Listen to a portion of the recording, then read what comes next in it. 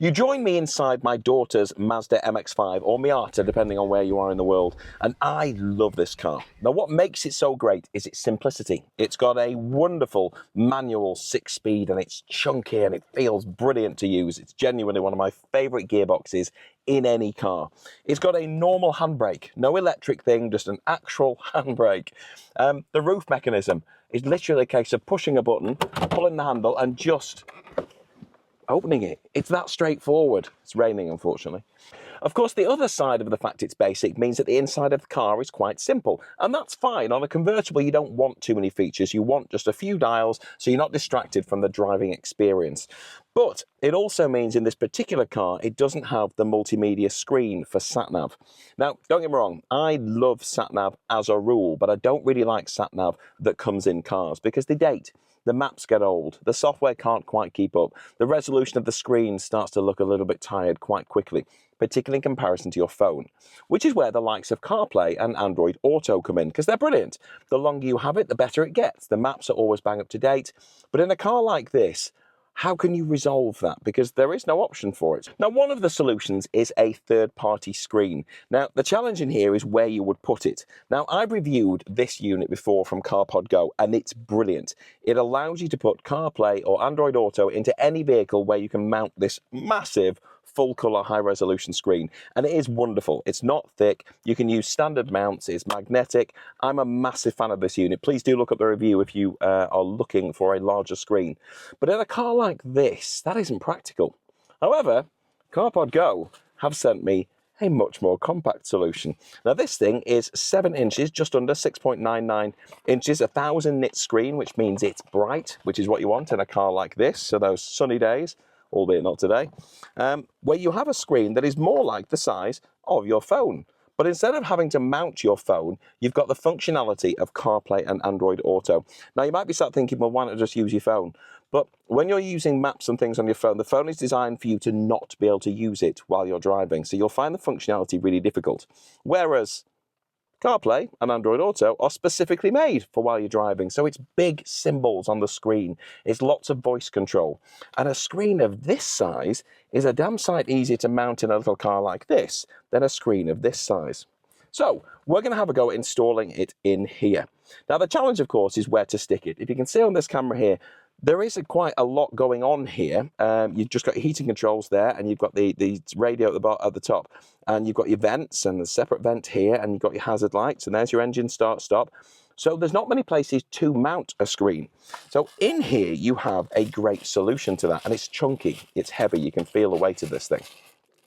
So if I open this up, you have this solution here. So this is quite a hard to move thing, it's quite stiff metal. But all it has is that. It's a really small surface area to stick onto. So that could potentially just stick there. If I think that's flat enough, which I think it is, then that could go there, and then I can just position the screen exactly where I want it. Or I can even put it perhaps at an angle, so that then I can angle the screen directly towards me, the driver. But it gives you a lot more freedom because it is just this small adhesive pad, and you get a spare. So if you decide you don't like it where you first put it, you can just put another one on. So I'm going to have a go at mounting this here. I'll decide which bit I think it's going to stick to better. Do make sure your surface is nice and clean before you stick anything to it. There are wipes in the pack to be able to really make sure that it's super, super clean. And there's two of them. You've got a wet wipe and a dry wipe to make sure that there's no grease, no oil. Because sometimes when you buy a car, if you've had a car for a while, you may find there's a little bit of grease or oil that might be sitting on the surface. You don't even know is there until you try and stick something heavy to it. So make sure the surface is clean. I'm going to do that. And let's have a go at sticking this. And then we're going to pair it with my phone and just see how intrusive it isn't, but gives me still the full functionality of CarPlay or Android Auto. Okay, so I've stuck the base down and I've stuck it here, which if I show you on this camera, you can see might seem like an odd spot. But one of the things about the MX-5 is that it has, when you're sat down, quite a long bonnet. So if you see my field of vision over there, you can see, holding the camera in front of my face, that there's actually quite big wheel arches and the bump in the bonnet. So actually it gives me a bit of space. Now, when you're sticking anything down that's got, say, a 3M pad like this has, It's super high adhesive, but do give it time to cure. So when you stick it down, ideally don't do anything with it for about 24 hours, just to give it the very best chance of sticking solidly. Now, what I can do in the meantime is we'll power this up. Now, you power it with, there's 3 spaces back there. One looks like it's probably a micro USB if you want to, micro SD card if you want to put one in. There's a little speaker on the bottom.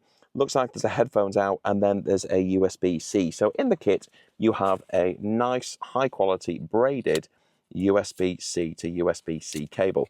Now, if you're in a car that doesn't have USB-C and you have USB-A, like this one, this is a 10-year-old Mazda MX-5. So it does have a USB-A socket down here in the auxiliary spot here. If I show you on my camera, you can see down here, this is my power source, and it is just a USB-A. There isn't a USB-C as well. So what I need to do there is put an adapter in. Now, I have already got some of these, so if you need one, you just buy it off Amazon, and they're just simple things like this, USB-A on one side, C on the other, so you can just plug your C in there, and then put that into the port in the car. I'll probably have to put my foot on the clutch and press the start-stop button to give some power to the car in a minute. But the USB-C then just goes straight into the back of the unit, and there we go. And therefore that will give you power. So what I'll do now is I'll press the start-stop button. So now we have power going to the car, and there you go, look, there's the CarPodGo logo. Just grab my phone out of my pocket. So it immediately asks you your language, so I will choose English, confirm. So you've got options on there, and I can see the CarPlay and the Android Auto and some settings options. So what I'll do is I'll just configure this to my phone. So if I go to System and Bluetooth, so Bluetooth on, and there is a code. So if I go to my phone, I can go to Settings and then go to Bluetooth. And then if I scroll down to the bottom where it's looking for other devices, it can see my camera, and there's that code.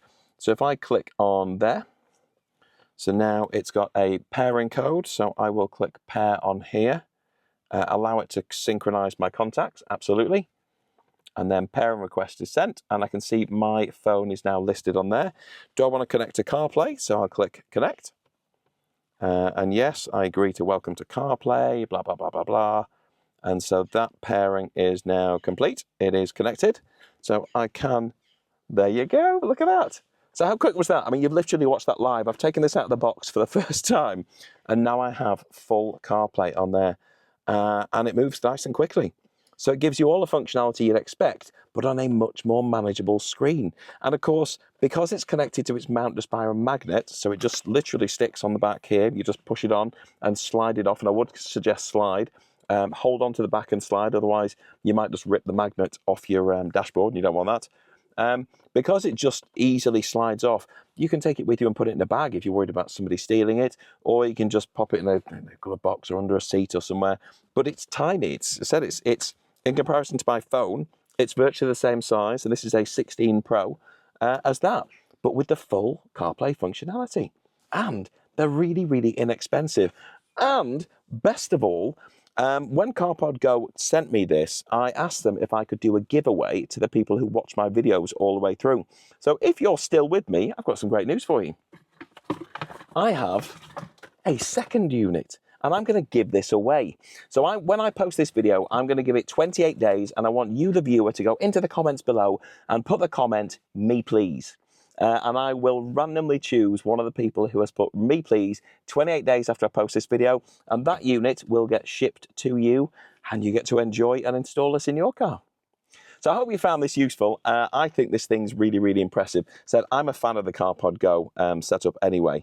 So I think there's real scope for being installed into lots of cars, just to modernize them, to bring them up to speed, but without having to completely change the internal electrics or get stung by a manufacturer having to buy a refreshed map because you've already got sat-nav. Get rid of it. Get one of these. Now, once you've paired your phone with the CarPodGo unit, you then, of course, have to think about audio. Because one of the great things about Android Auto and Apple CarPlay is being able to listen to music. So you've got Spotify, for example, or BBC Sounds that I have on my phone. If I want to listen to music through the stereo, how do I get the audio from the phone to the stereo in the car. Now bear in mind, CarPlay, when you've got a device like this, think of it as just a remote control for your phone. So the audio still comes from your phone. So you've got a Bluetooth connection to this that gives you the full control, but then the Bluetooth connection from your phone audio out, that's where the key is. And that's where this device comes in, which comes in the box. So you receive this with the unit. And if I can show you close up, you've got 3 USBs, 2 USB-As and 1 USB-C, and then you've got a screen and that dial at the bottom with a little picture of a phone on it. And what this does is this one can plug straight into a cigarette lighter. So if you haven't got a USB in your car like this has, then no problem, you can just plug this in and it gives you a USB adapter. So then this unit will plug straight into that USB-C at the top. But also, this is an FM transmitter. So what that means is on the screen, you would choose the frequency you want to transmit at, and then you tune your stereo into that frequency. So you can find a frequency where there's no radio station, where it's nice and clear, and then you can get the perfect transmission from this unit to the stereo in your car. And then you pair this unit to your phone's Bluetooth. Now, I know that sounds really complicated, but you've only got to do it once. But once it's connected, that means when you choose Spotify on here and press play, then your phone will transmit the audio via Bluetooth to this unit, which is plugged into your cigarette lighter, which is then transmitting on FM to the stereo in your car. It's brilliant. It's everything you need for full functionality, and it can go in any car. All it needs is a cigarette lighter and an FM stereo, but that's pretty standard. And you're good to go.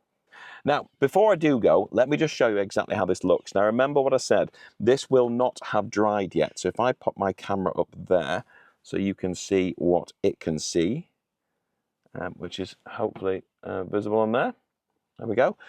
So this is still drying, but if I fold this up carefully, I don't want to rip it off the dash, I can bring that up here and then just, you'll have to hide your wires obviously, but I can then just magnetically stick that on and get it at the angle that works for me as the viewer.